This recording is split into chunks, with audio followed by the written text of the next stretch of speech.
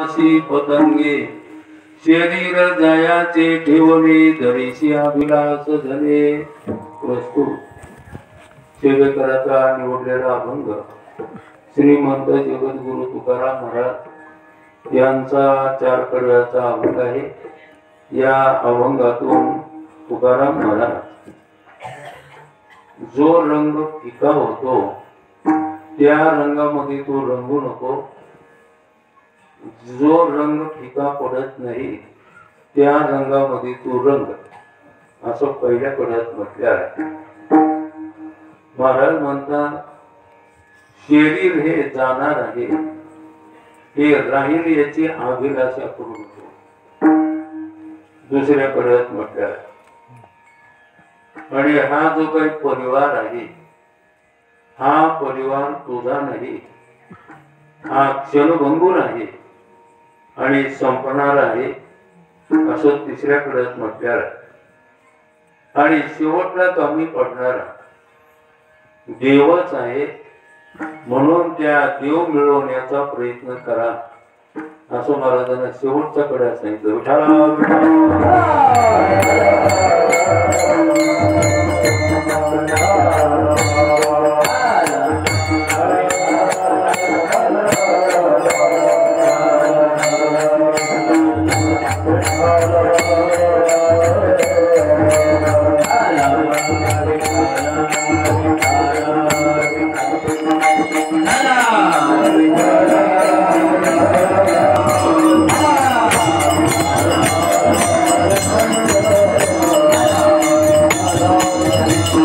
अभंगावर काही बोलण्यापूर्वी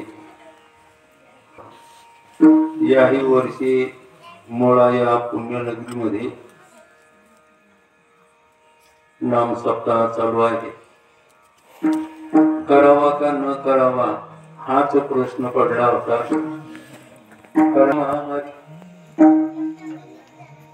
आणि त्यामुळं करावा का न करावा असा डोक्यामध्ये विचार होता.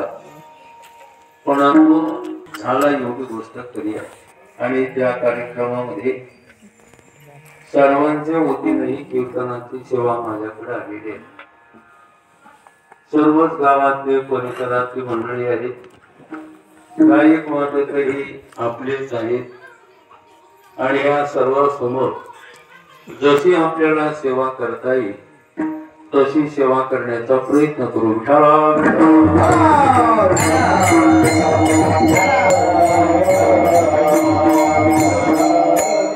माणसं कीर्तनाला येतात पण उदास राहतात. कीर्तनाला नक्की येतात पण उदास राहतात. का उदास राहतात आणि काही कळत बरं. उदास राहण्याची काही अडचण आहे का कीर्तन? कीर्तनामध्ये उदास राहण्याची काय अडचण आहे? होय, काय अडचण? आणि उदास का राहतात काही कळत नाही. पण नुसतं टाळी वाजत नाही, विठ्ठल विठ्ठल म्हणत नाही, म्हणजे उदासच येते. उदास मनुष्य काहीच करत नाही.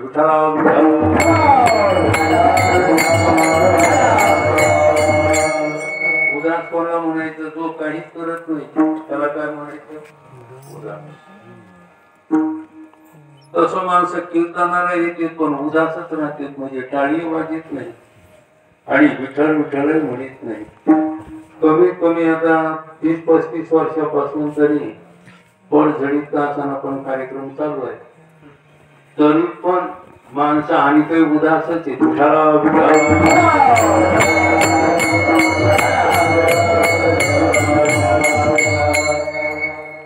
थोडं सगळ्यांना भजनच केलं पाहिजे.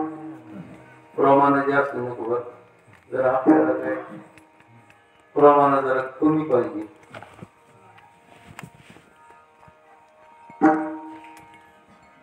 आपण उदास नाही राहिलं पाहिजे. माणसं प्रपंचामध्ये उदास आहेत का? प्रपंचामध्ये माणसाला उल्हासच आहे. प्रपंच माणसाला उल्हासच होत. उल्हासासारखं काही नाही तरी पण उल्हास. काय प्रपंचामध्ये उल्हासासारखं काही उल्हासासारखं का नाही का माहिती का? कारण काहीच आपल्या मनासारखं होत नाही.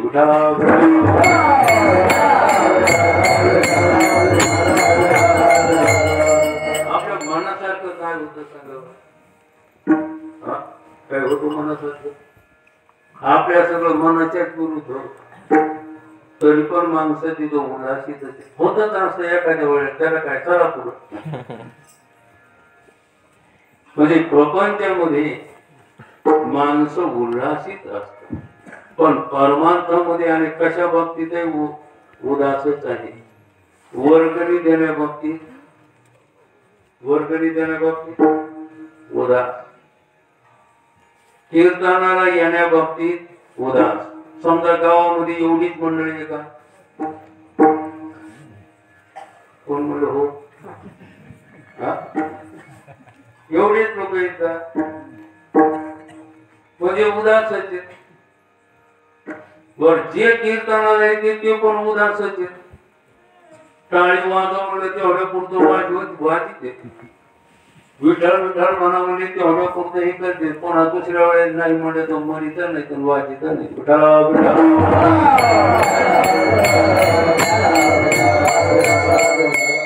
सांगायचं का?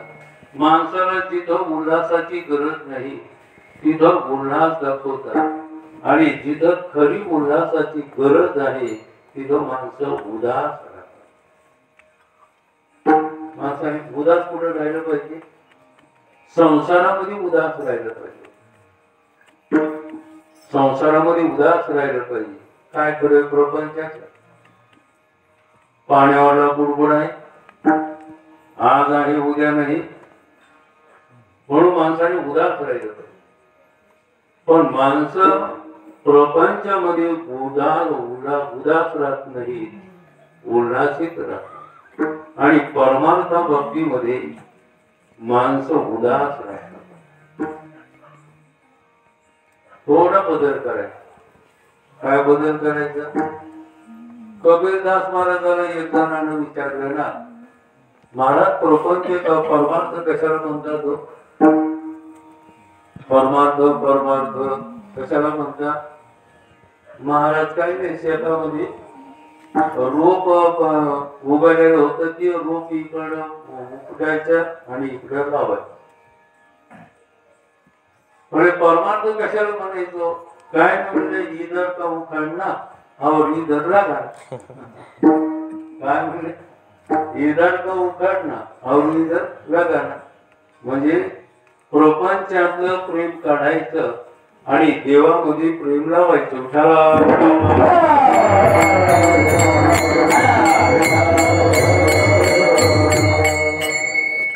प्रपंचामध्ये सोडायची गरज नाही, फक्त प्रपंचात प्रेम ठेवायचं. प्रपंचामध्ये प्रेम ठेवलं ते प्रेम माणसाला जन्म मरणाला कारण ठरतं. आणि देवामध्ये जर प्रेम ठेवलं तर जन्म मरण नाहीस करण्याकरता ठरले जातं. म्हणून प्रेम असावा कुठं आणि नसावा कुठं हे पण माणसाला कळालं पाहिजे. पण काही माणसाला कळत नाही आणि कळून घेण्याचा प्रयत्नही करत नाही.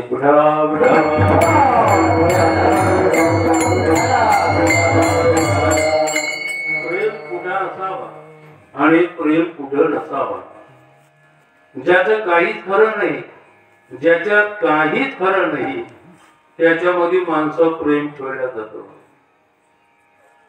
ज्याच्यामध्ये काहीच खरं नाही त्याच्यामध्ये प्रेम ठेवल्या जातं. म्हणून साधू संतांनी आपल्याला सांगितलेलं आहे, ज्याच्यामध्ये काही नाही त्याच्यामध्ये प्रेम ठेवू नका. ज्याच्यामध्ये सगळं काही आहे त्या ठिकाणी तुमचं प्रेम राहू द्या. त्याला भक्ती देखील म्हटलेलं आहे. हे जी थोर भक्ती आवडते देवा, संकल्पावी माया संसाराची. माया म्हणजे प्रेम. संसारातलं प्रेम कमी करा. बरं नाही जरी कमी केलं तरी एक दिवस आपोआपच कमी होते.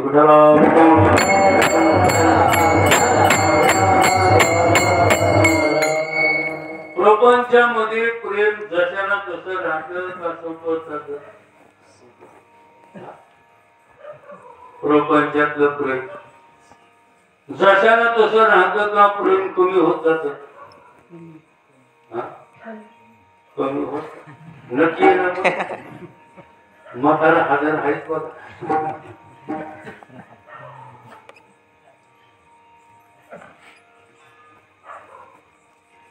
प्रपंचाचं प्रेम कमी होत जात. एक सांगायचं का, प्रपंच कशाला म्हणायचं? ज्याच्यातलं प्रेम संपत जात त्याला प्रपंच म्हटलं, आणि ज्याच्यामध्ये प्रेम वाढल्यात जात त्याला परमार्थ म्हटलं. सुख घडो घडी वाढू लागते. आणि प्रपंचामध्ये जर पाहिलं, सुख हे मात्र संपत जात आणि शेवट पदरामध्ये दुःखच. जग सुख संपल्या आणि याचा अनुभव तरुणाला नाही तर याचा अनुभव आहे वृद्धाला.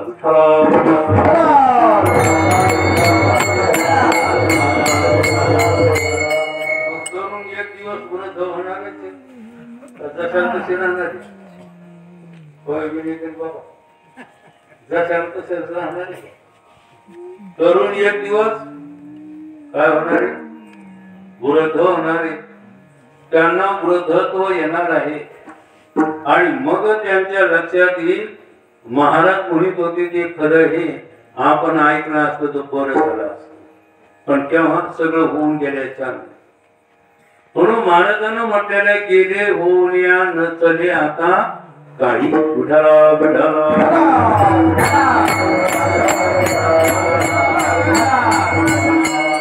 बरे अर्थ आपला एवढा झालेला आहे.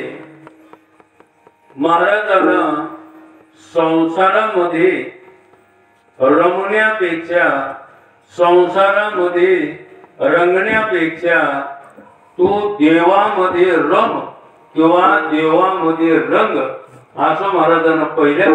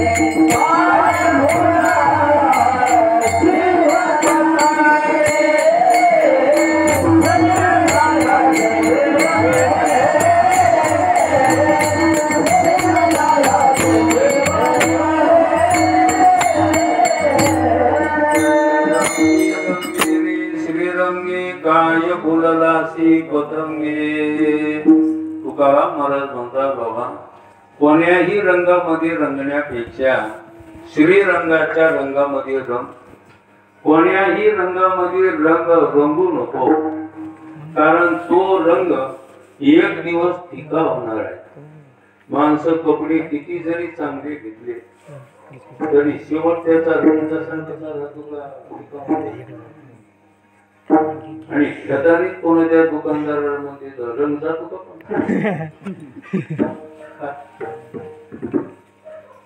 एवढ्या महागाचं घ्यालो पण याच्यातला रंग जातो का? नाही नाही, रंग जातच नाही, कारण त्याला विकायचंच पडत. पण 10-5 वेळेला धुतलं की त्याच्यातला रंग संपल्या जातो.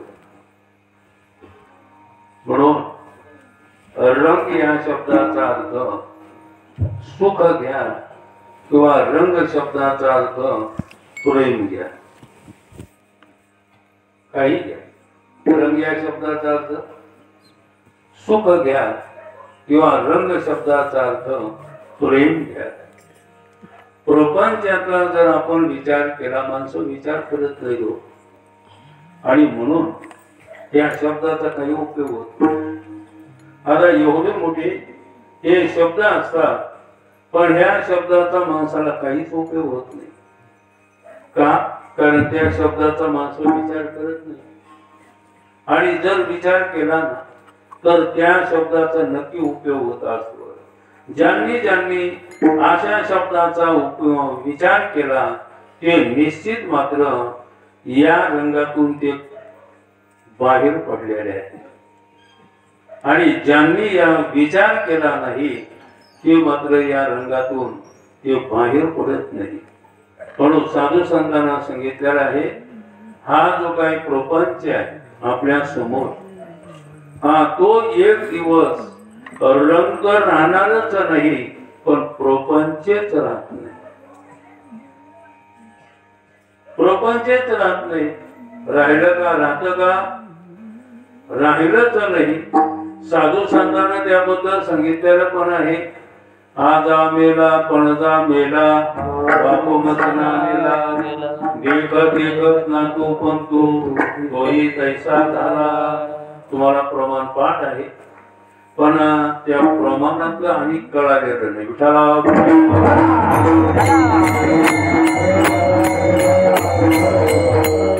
प्रमाण पाठ नाही का? प्रमाणातलं कळालं नाही. प्रमाण पाठ आहे पण त्याच्यात कळालं नाही. पाठ असूनही उपयोग नाही. मग कळणं महत्वाचं आहे का पाठ असणं महत्वाचं आहे? कळणं महत्वाचं. म्हणून माणसाला कळालं पाहिजे. कळालं केव्हा? खरं वाटतं त्यावेळेला समजायचं. कळालं खरंच नो. अहो आपले पंजे राहिले नाही, आजे राहिले नाही, वडील राहिले नाही, आणि पाहता पाहता आपलं पण संपत चाललेलं आहे. एवढं माणसाच्या समोर दिसत असून कळत असून माणसं त्याच्याकडं दुर्लक्ष करतात. आणि दुर्लक्ष केल्यामुळं त्यांच्यावर अति प्रसंग येतो. त्यावेळेला ते रडत बसतात. महाराजांना म्हटलेलाच आहे, पुढे सिंदळीचे रडते.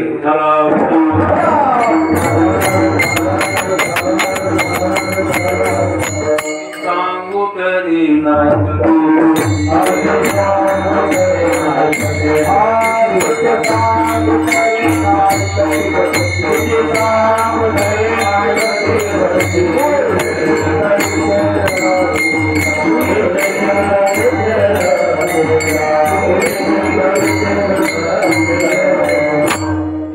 सांगू तरी नाही कधी भटकीचे पुढे सिंगळीचे रडतील. आता भटकी कोणाला म्हटलेलं आहे? कशाला सांगत बस. तर अशी जी भटकीचे आहे ते म्हणजे महाराज पुन्हा सिंगळीचे भटकीचे सिंगळीचे हे पुढं रडतील.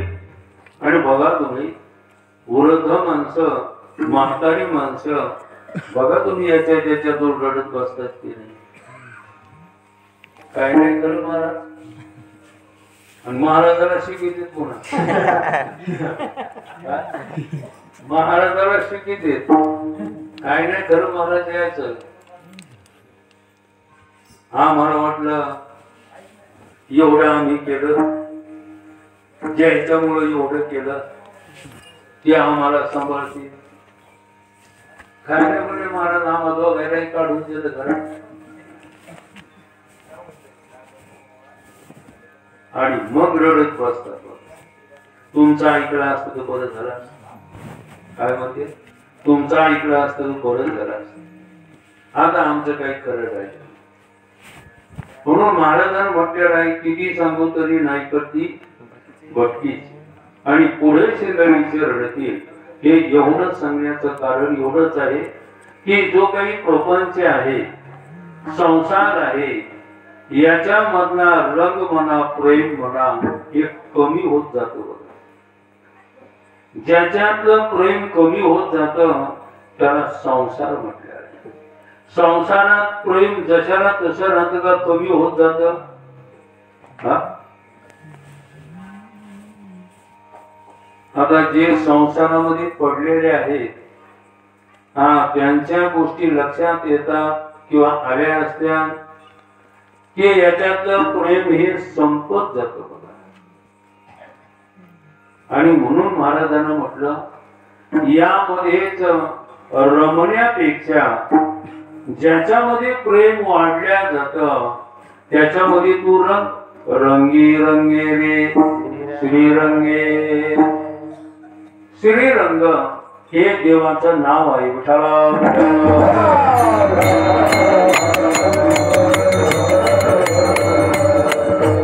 देवाचे नाव अनेक आहेत. अनेक नावापैकी श्रीरंग हे देवाचं नाव आहे. अनेक आहेत. राम आहे, कृष्ण आहे, विठ्ठल आहे, माधव आहे, असे बरेच देवाचे नाव आहेत. त्यामध्ये श्रीरंग हे देवाचं नाव आहे. या श्रीरंग ज्याचं नाव आहे त्या देवामध्ये तू रंगून जा, रमून जा. महाराजांनी तर याच्यामध्येच रंगलेले होते असं महाराजांचं प्रमाण पण आहे.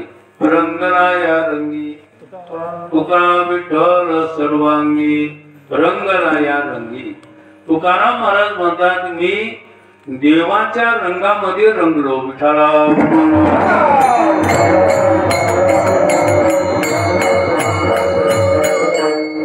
देवामध्ये रंगलो या शब्दाचा अर्थ देवासारखं मी झालो.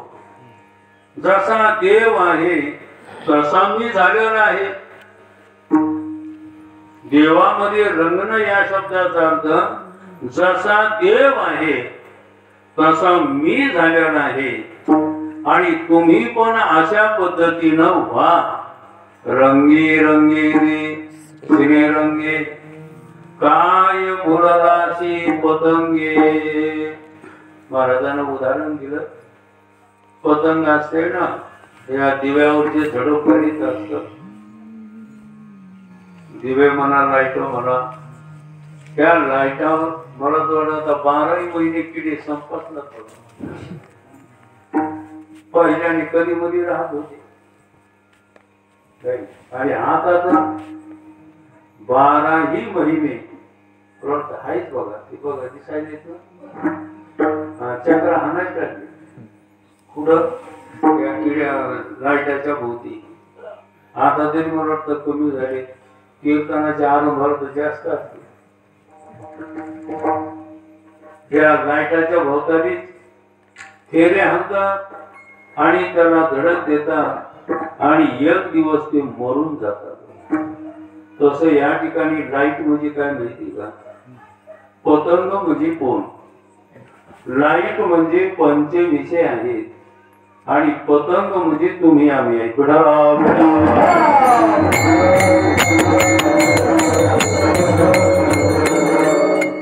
लाईट म्हणजे शब्द, स्पर्श, रूप, रस आणि गंध हे 5 विषय आहेत आणि पतंग म्हणजे तुम्ही आम्ही जीव आहे. तुम्हा मला म्हणतात की बाबा या 5 विषयामध्ये तुम्ही रमू नका, कारण यामध्ये तुम्हाला काही मिळण्यासारखं नाही. काहीच मिळत नाहीच. तर मिळत कसं? हसल्यावर मिळत का नसल्यावर मिळत? हो, हसल्यावर मिळत का नसल्यावर मिळत? आता पप्पा जरा आवाजच नाही.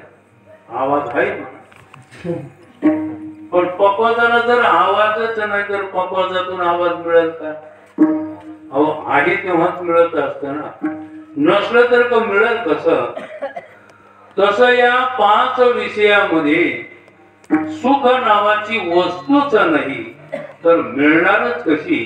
ज्ञानोबाने एका ठिकाणी म्हटलेलं आहे, विषयाचे समसुख वेगळाची बाहुली आभराची सावली जाईल रया विठ्ठला.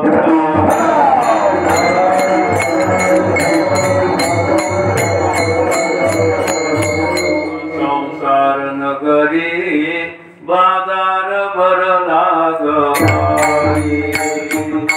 या संसार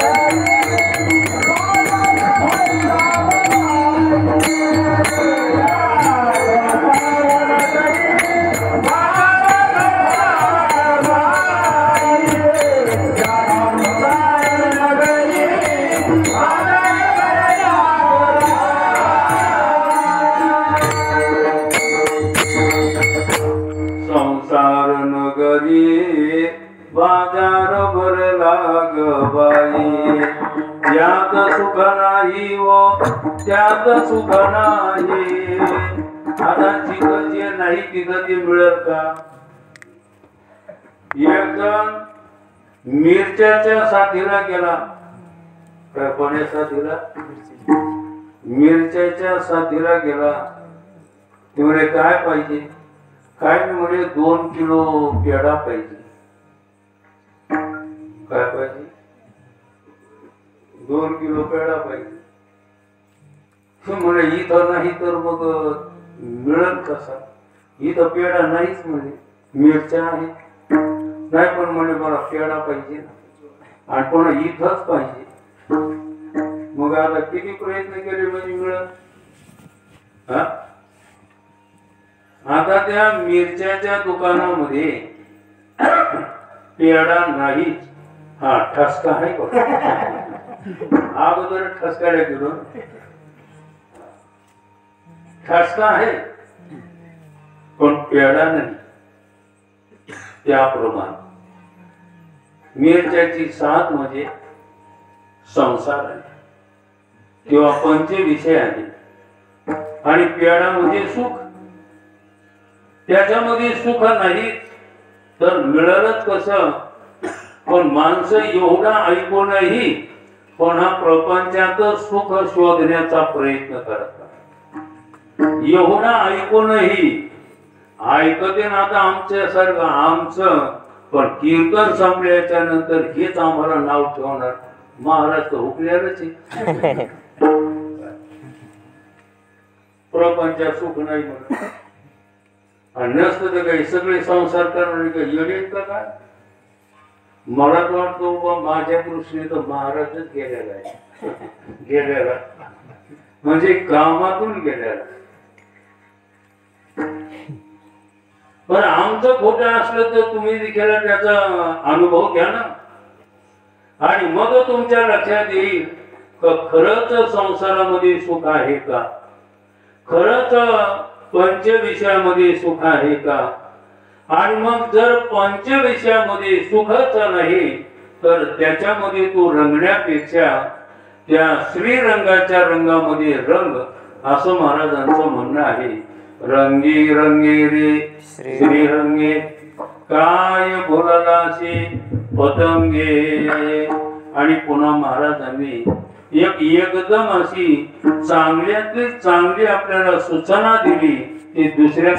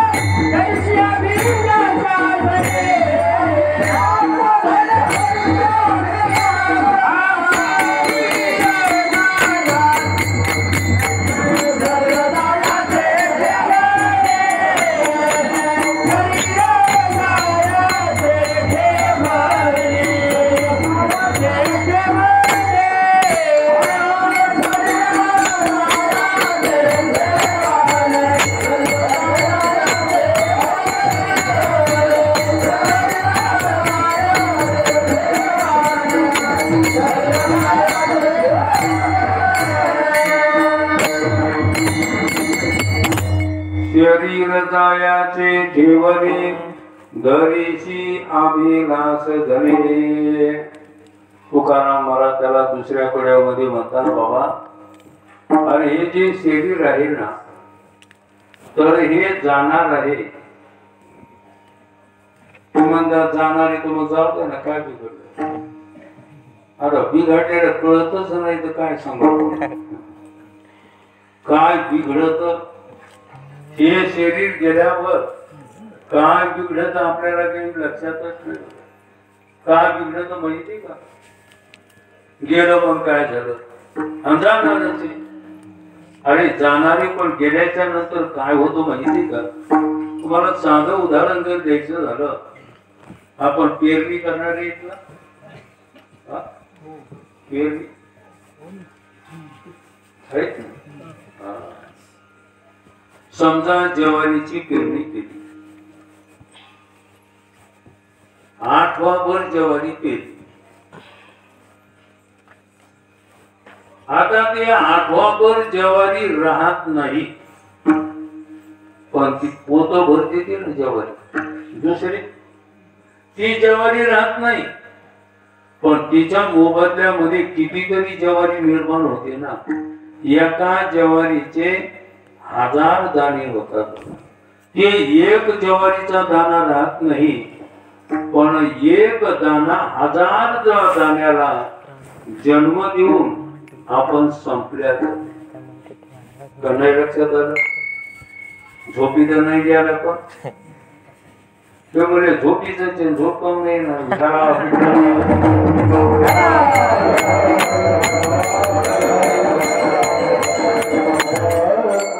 भजन केलं झोपच येत नाही, बघ कळून नाही तर न कळून.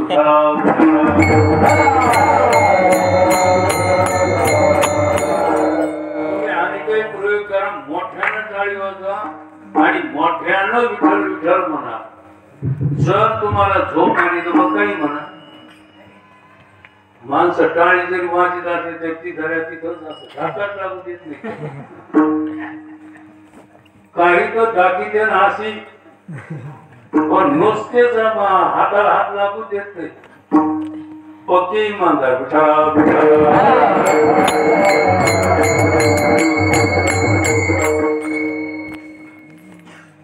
एक ज्वारीचा दाना ध्यानात ठेवा, एक ज्वारीचा दाना तो संपल्या जातो, पण 1000 दाण्याला जन्म देतो.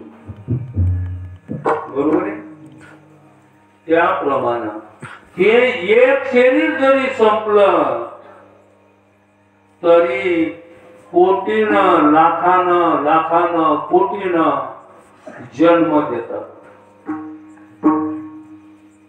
आता समजा हा देह संपला ना, तर या देहातून अनेक जन्म आपल्याला मिळणार आहे. तुम्हाला कल्पना नसेल, गीतेचा 15वा अध्याय तुम्ही वाचा. ते संपूर्ण सृष्टी आहे ना, स्थावर जंगम, स्थावर जंगम जी काही सृष्टी आहे ती या देहातूनच जन्म झालेला.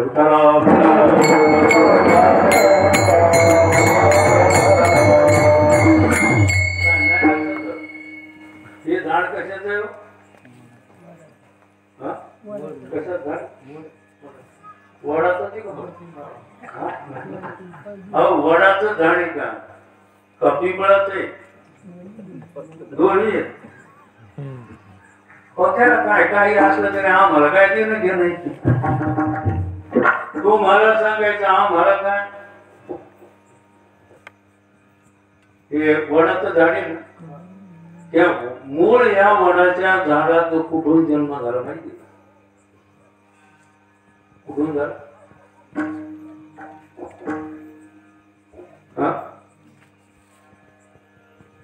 कुठून जन्म झाला? अंगाचे समोर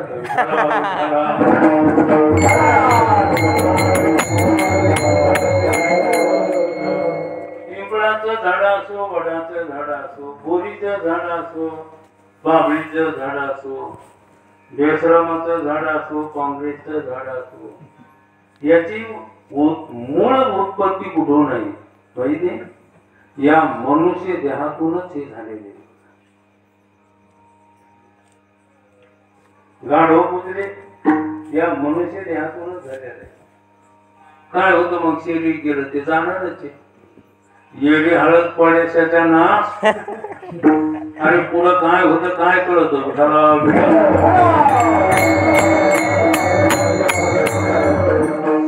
वैद्य बाबा म्हणायचे येडी हळद. अरे पुढं काय होतं तुला माहितीये का? अरे हजारो जन्म या देहातून मिळणार आहे. आणि म्हणून साधू संतांनी आपल्याला अगोदर सूचना दिलेली आहे शरीर जायाचे ठेवणे. शरीर एकाचे आपल्या किंवा दुसऱ्या बाजूने जरी विचार केला देह एक आपल्या जवळ ठेवलेली वस्तू आहे.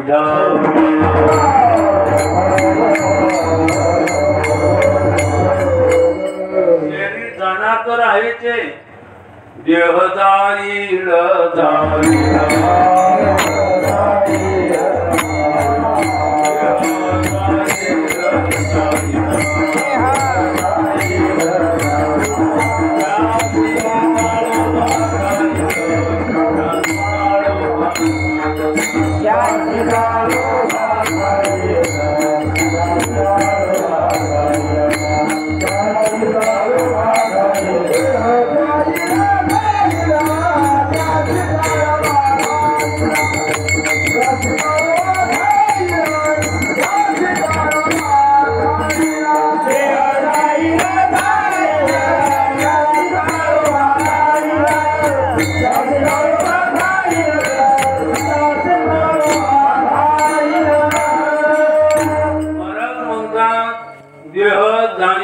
जाईल त्याशी काळोबा काही काळ देहाशी आला काळ देहाशी आला काळ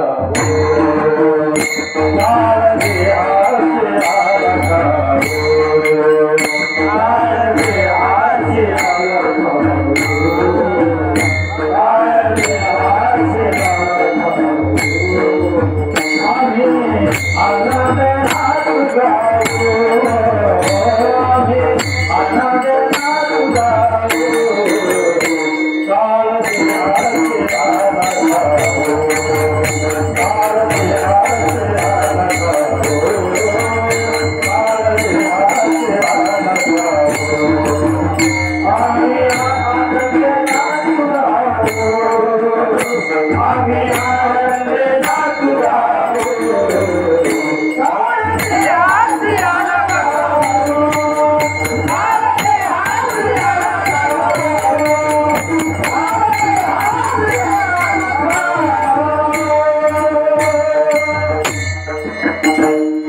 काळ देहाशी खाऊ आम्ही आनंदी नाचू गाऊ.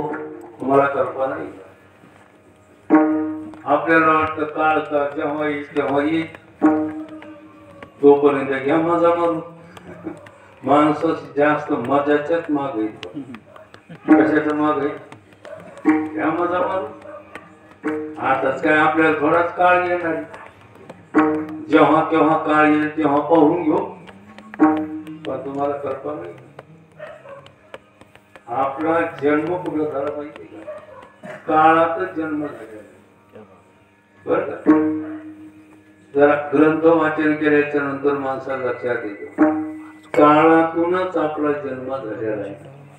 काळातच आपलं वागणं आहे आणि काळातच आपला शेवट होणार आहे. असं समजू नका की काळ जेव्हा केव्हा येईल तेव्हा पाहून घेऊ. सध्या आपण काळामध्येच आहे. काळामध्येच आपला व्यवहार चालू आहे आणि तो केव्हा आपलं मिटून टाकेल हे काही सांगता येत नाही. पण आपण काळाच्या जबड्यात आहे काळाच्या तोंडात आहे. माऊलीनं म्हटलेलं आहे निहाळी पा केवढा पसरला शी चवडा करून या माझे गळका आकार गडा. काय निहाळी पा केवढा पसरला शी चवडा करून या माझी आकार गडा आकार गज. असा हा काळ आहे आणि आजही आपण त्या काळाच्या जबड्यात आहे. फक्त ते जबडा मिटून टाकलं ते आपलं मिटलं. म्हणून काळ देहाशी आला आम्ही आनंदी नाचू गाऊ. महाराज म्हणतात काळ देहाला खाई पण आम्ही मात्र आनंदानं नाचू गाऊ. विठ्ठला विठ्ठला.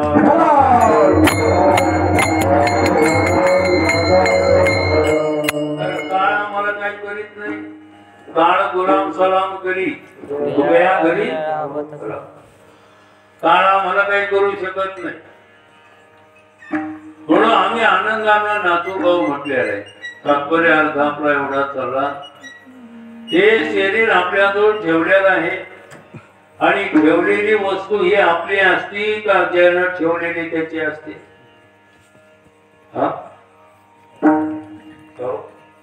समजा मी तुमच्याजवळ मोबाईल ठेवला.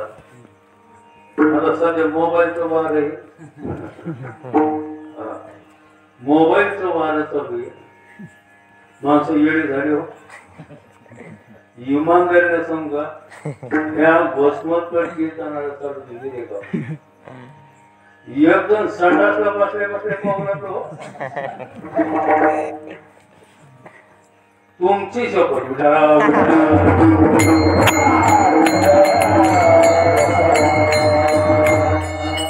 आणि एक जणाचा मोबाईलचा अक्षरशः असा मोबाईल हातात आणि अशी त्याला झोप लागते आणि मोबाईल असा हातातच आणि भरायला. हा मला वाटलं की मोबाईल पाहिलं तर झोपलेलं कोण पाहिजे. जवळ जाऊन पाहिलं तर ती भरायला. समजा मोबाईल तुमच्याजवळ ठेवा. आता खरं सांगा ठेवणाराचा मोबाईल आहे का तुमचा मोबाईल. ठेवणाराचा मोबाईल. पण ठेवणाराचा मोबाईल समजाच ना आमचा माझाच मोबाईल. तस हे जे मोबाईल म्हणजे देह. एक देह हे पंचभूतानं आपल्याजवळ ठेवलेला आहे. नाही देह हे पाच भूतानं आपल्याजवळ ठेवलेला आहे आणि आपण त्यांना देण्याच्या ऐवजी तो आपलाच समजायला लागलेला आहे. पण महाराज म्हणतात की बाबा शेवट ज्याचा आहे त्याला देवाच लागणार.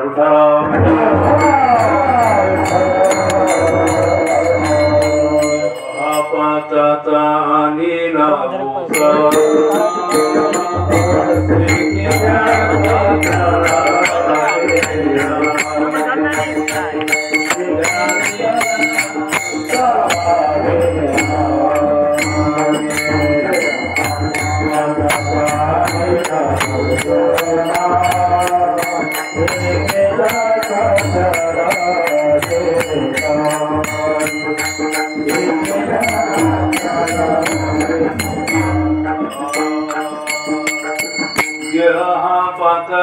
अनिला उसना शेखी ज्याची त्याला दिलेला दे. तर विचार करा हे देह पाच भूताने आपल्याला उसणं म्हणून दिलेला आहे. पण त्याला आपण उसणं न समजता आपलं समजायला लागलेलं आहे. मग एक दिवस पंचभूत रटे देऊन घेऊन जाते आणि मग हे रडत बसते. पाच भूत म्हणजे मग खवाड्याच्या नंतर मग ते आपल्याला दणके देतात आणि आपल्याकडून ती वस्तू घेतात. पण घेण्यापेक्षा देणं चांगले न. पोरायला किल्ली घेण्यापेक्षा पोरायला किल्ली दिलेली कोणतं माहिती.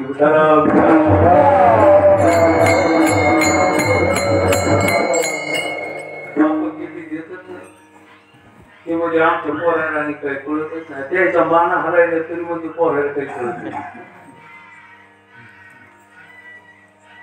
मग ज्याच्या किल्ली देऊन टाका ना. अहो घेण्यापेक्षा एक मन कल्पना एक जणांनी किल्ली दिलीच नाही. दिवसा म्हाताऱ्याला हन्नन म्हाताऱ्याकडून किल्ली घेते बघा. ही आधी मला कुठपर्यंत करता तुम्ही द्या ना आमची किल्ली आम्हाला. तुम्ही आनंदाने बसून खा नाही तर मंदिरात भजन करा. कशाची वस्तू आहे द्यायलाच पाहिजे ना. आता किल्ले कुठपर्यंत आपल्याजवळ ठेवायचे, तसं या देहाला कुठपर्यंत आपल्याजवळ ठेवायचं. हे ज्याचा आहे त्याला तुम्ही द्या ना. आणि जरी दिला नाही तरी ही एक दिवस जाणारच आहे, नाही जरी दिला तरी जाणारच आहे. मग जाण्याच्या पूर्वी देऊन टाका. तुकाराम महाराज म्हणता मी ज्याचं होतं त्याला देऊन टाकलेलं आहे.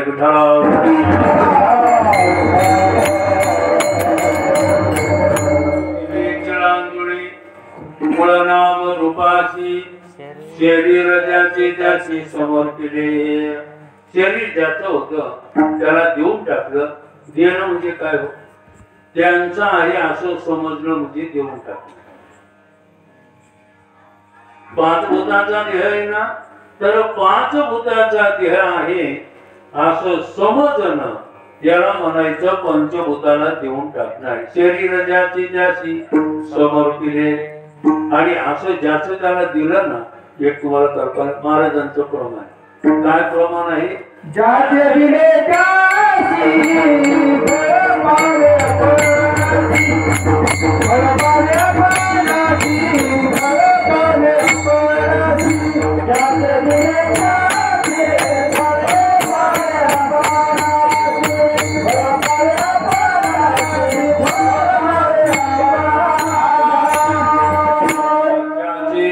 त्याची फळ पावे आपणाची. ज्याचा आहे त्याला देऊन टाका. एक साधं उदाहरण, समजा गावामध्ये एखादा महाराज, गावात एखादा महाराज आहे, त्या महाराजाला तुम्ही मान द्या, तुम्हाला आपोआपच मिळत मान. ज्याचे दिले त्याची फळ पावे आपणच. तुम्हाला कल्पना आहे, ज्याचं शरीर आहे त्याला देऊन टाकल्याच्या नंतर सुख हे फळ आपल्याला मिळतच, किंवा मुक्ती हे फळ आपल्याला मिळतच.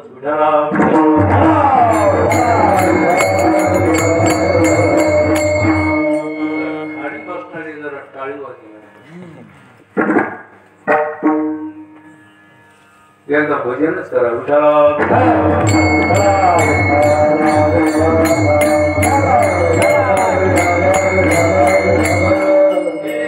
पंचभूताला देऊन टाका, आपल्याला मुक्ती सारखं फळ मिळेल. ज्याचे दिले त्याची फळ पावी आपणाशी. म्हणून तुकाराम महाराजांनी आपल्याला सूचना दिलेली की बाबा, जेणेकरून आपल्याला अनंत जन्म घेण्याचं काम पडणार नाही, ते शरीर चाललेलं आहे याच्यावर थोडं लक्ष राहू द्या.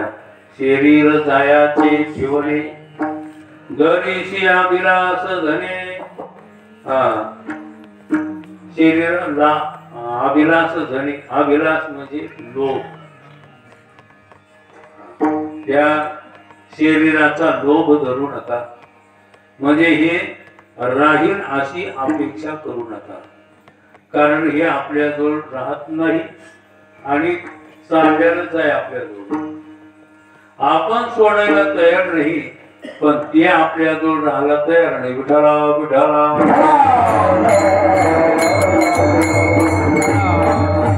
जसं पोरं आपल्याजवळ राहत नाही, पण आपण पोरायला सोडायला असं जे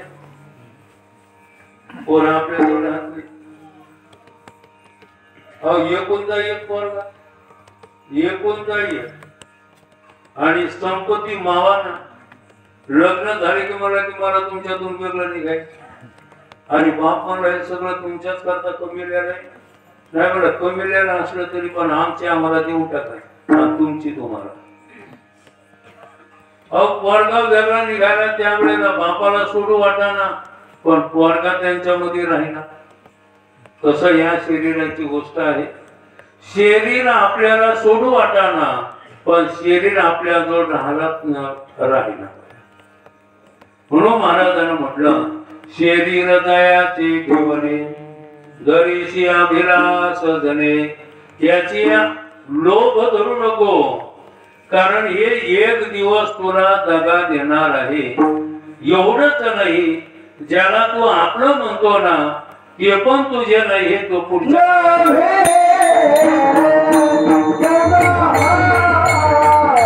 Bye.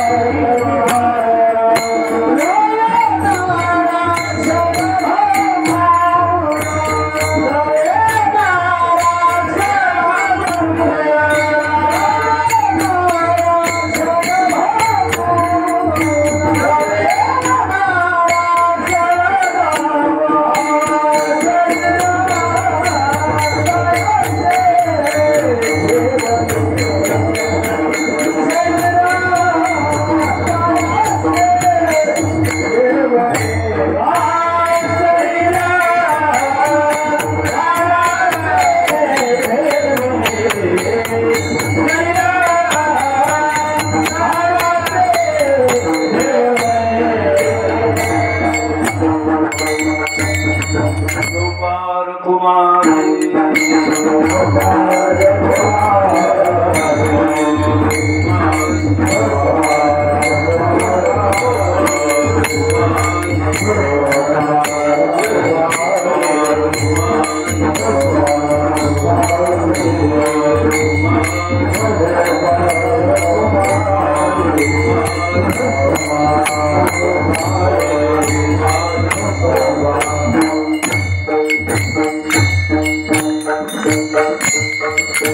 शरीर ठेवलेला आहे, शरीर जाणार आहे, त्याचा लोभ धरू नको. आणि एवढंच नाही बाळा, लक्षात ठेव, पुढे जे काही परिवार परिवार परिवार म्हणतो ना, हे परिवार पण तुझा नाही आणि तुझ्याजवळ राहणार नाही. परिवार तुझा नाही आणि हे तुझ्याजवळ राहणार पण नाही. म्हणून हे तुझा समजू नको, कारण एक दिवस तू तरी परिवाराला सोडला किंवा परिवार तरी तुला एक दिवस सोडणार. म्हणून हे जोड राहत. बरं, आपल्याला माहितच आहे, घरातही तो प्रसंग आलेला आहे, शेजारी प्रसंग आलेला आहे, गावात प्रसंग आलेले आहे. एकमेकाला सोडून जातात की नाही? आणि जर आपले असते तर सोडून गेले असते का? आपले म्हणते पण आपले नाही ना. आपलं म्हणल्या जात पण आपलं कुठं आहे? आता आमचे महाराज म्हणते पण कुठं महाराजा जोड राहते?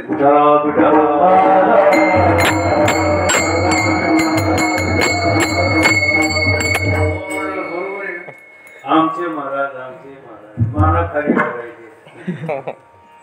आमचे महाराज पण कुठं महाराजाजवळ राहतात? तसं आमचे पोरं म्हणा, आमच्या सुना म्हणा, आमचे नातू म्हणा, आमचे पंतू म्हणा, काय काय तर रे मोठे पाहणं जाते. महाराज आमचं भाग्य हो, पंतू पाहायला भेटला. बर, पंतू पाहायला भेटला. पंतू आणि कोणाच्या नशिबाचे महाराज म्हणजे महाराजाला शिकित.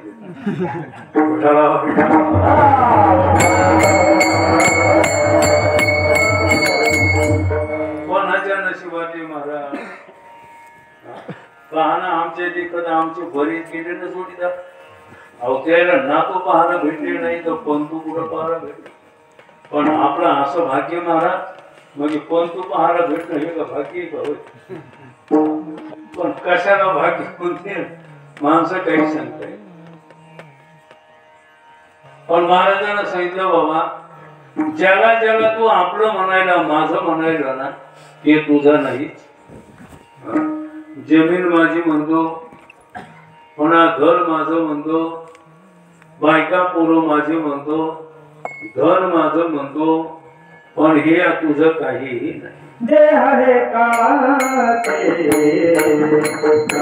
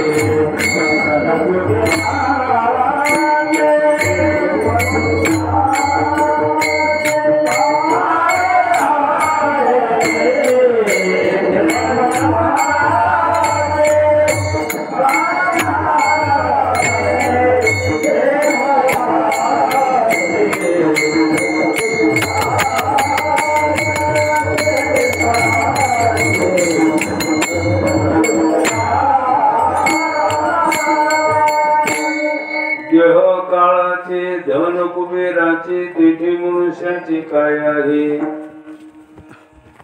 बर विचार न करता माझं म्हणते तो विचार न करता ही घडलेली गोष्ट आहे.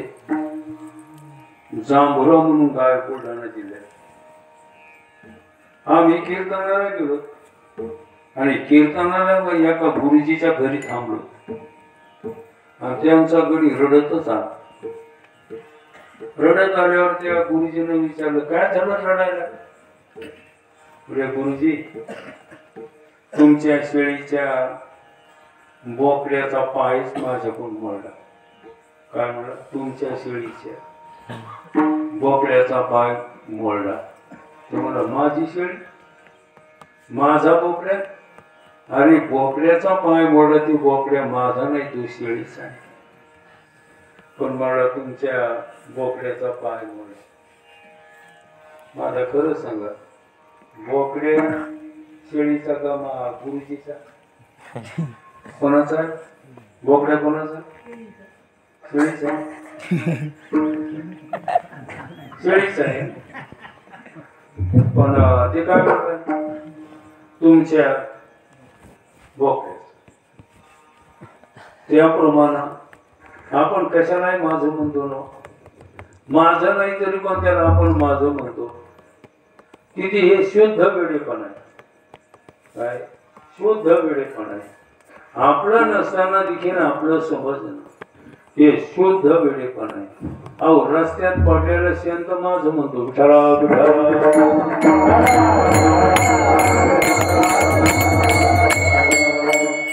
रस्त्यात शेण पडलेलं म्हणायचं होय.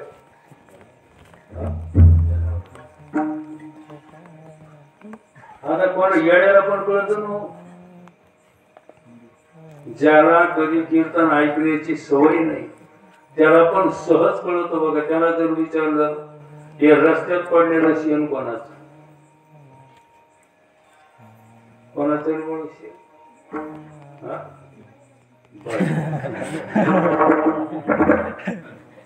बैल म्हणतो ना माझं विठाला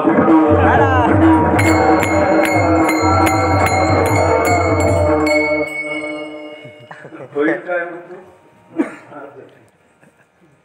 शेण बैलाच आहे पण माझं म्हणतो. तस देह काळाचा आहे पण त्याला आपण माझं म्हणतो.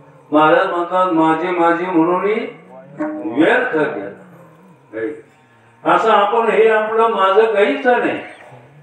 फक्त माझं काय माहिती का देव माझा मी देवाचा हीच माझी सत्यवाचा. देव माझा सोडून बाकी काहीही माझं नाही. आता म्हणत असताना हे तुमचे तुम्हाला सवय पडले. पण खरं तर माझं काय आहे तर देवच माझा आहे आणि मी देवाचा आहे. बाकी माझं काही नाही आणि मी कोणाचा नाही. विठाला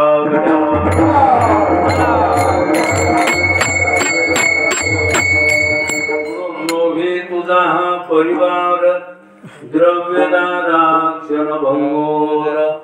हे काहीच तुझं नाही. शेती म्हणा घर म्हणा बायका पोरं म्हणा पैसा आदला म्हणा सोना नाणं म्हणा हे तुझं काहीही नाही. आणि हे सर्व पुन्हा क्षणभंगोर आहे. क्षणभंगोर नाही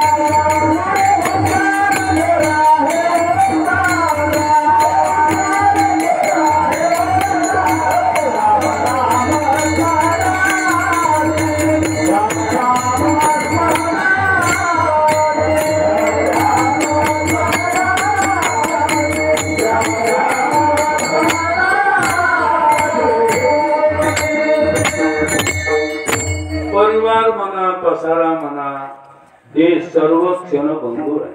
क्षणभंगूर नाही भरवसा, पारे सावध तोडा माया असा. कोणाचाच भरवसा ना, आपल्या शरीराचा भरवसा ना आपल्या परिवाराचा भरवसा. हे कधी पडल्या जाईल काही सांगता येत नाही. म्हणून महाराजांना म्हटलं तेव्हा हे सर्व क्षणभंगूर आहे, याचा कोणीही भरवसा धरू नका. पडेल फाशी आलो रायाचा, जोशी होरा ऐका काही खरं नाही. पुन्हा ध्यानात घ्या, नव्हे तुझा हा परिवार द्रव्यदार क्षणभंगूर. आणि मग कोणी म्हटलं नेमका आपला आहे तरी कोण? जे आपला आहे तोच आपला शेवट चांगला करणार आहे. हे शेवटच्याकडे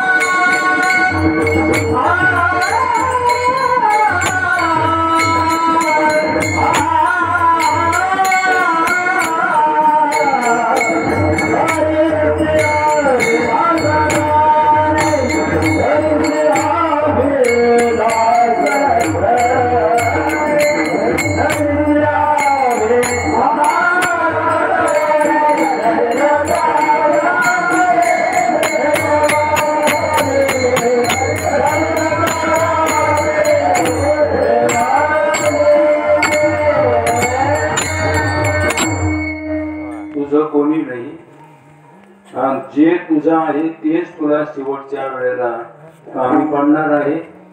म्हणून ते आपलं करून घेण्याचा प्रयत्न कर. अंतकाळीचा सोयरा तुका म्हणे विठोधरा. सोयरा शब्दाचा अर्थ सोय करणारा. सोयरा कोणाला म्हणायचं? हा, सोय करत असता त्याला सोयरा म्हणायचं. बघा तुम्ही, सगळे तोपर्यंत सगळे सोय करते, पण काही राहिलं नाही तर कोणीच सोय करीत नाही. जवळचे सोय करीत नाही. जवळ चाले मोठा धंदा तो बहीण म्हणे दादा. जोपर्यंत सगळं काही चांगलं आहे भावाचं, तोपर्यंत बहीण कुठं ठेवू कुठं नाही करते. आणि भावाचं सगळं संपलं की मग तीच नाक मुरडीत असते. कशाला आला असेल कोणाला माहित? करंटा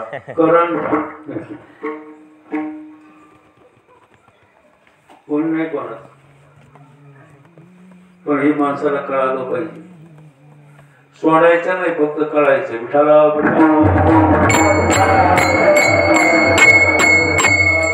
सोडायचे का कळायचे? सोडू कोणालाच नाही, फक्त कळून घ्या. कारण शेवटला कामी पडणार कोण आहे? शेवट म्हणजे कळालं ज्याला अंतकाळ शब्द आलेला आहे. अंतकाळ म्हणजे मरण काळ. अंतकाळ शब्दाचा अर्थ मरण काळ. म्हणजे मरण काळामध्ये कोण कामी पडतं याचा थोडा अभ्यास करा. मरण काळामध्ये कोण कामी पडतं फक्त याचा अभ्यास करा, विचार करा. आणि मग आपल्या लक्षात येईल की आपल्याला कोणीही कामी पडणार नाही. पुढचे माग गेलेले त्याला जर कोणी कामी पडलं नाही तर आपल्याला कोण कामी पडणार आहे? कोणी काम पडलं. आता आपल्या वडिलांनाच आपण कामी पडलो नाही तर आपल्याला कोण कामी पडणार? आजोबाला कोणी कामी पडलं का? पंजोबाला कोणी कामी पडलं का? वडिलांना कोणी कामी पडलं का? तर मग आपल्यालाच कोण कामी पडणार? म्हणून हे ध्यानात घ्या. मग कामी पडणार कोण आहे तर फक्त देवच कामी पडत असतो. म्हणून अंतकाळीचा सोयरा तुका म्हणे विठोधरा. म्हणजे देव. सोयरा कोण? विठू. विठू म्हणजे विठ्ठल म्हणा किंवा पांडुरंग म्हणा. हेच आपल्याला शेवटला सोडवणारे आहे. तेषाम समुद्रता मृत्यू संसार सागरा भवामी न चिरात पार्थ मया वेशित चेतसा. भगवान म्हणतात अर्जुना, अंतकाळाच्या वेळेला वेळ न लागता मी त्याला तारून नेत असतो. आणि म्हणून या दृष्टीनं तुकाराम महाराजांना म्हटलेलं आहे अंतकाळीचा सोयरा तुका म्हणे विठोधरा. म्हणजे आता विठो माझा, पांडुरंग म्हणा, विठ्ठल म्हणा, त्यांना धरायचं म्हणजे काय तर त्याच्यामध्ये रममान व्हायचं. असं महाराजांना पहिल्या पिढ्यात म्हटलं. रंगे रंगे रे श्रीरंगे काय भुलनाशी पतंगे शरीर जायाचे ठेवणे धरीशी अभिलाष धने ज्ञानेश्वर.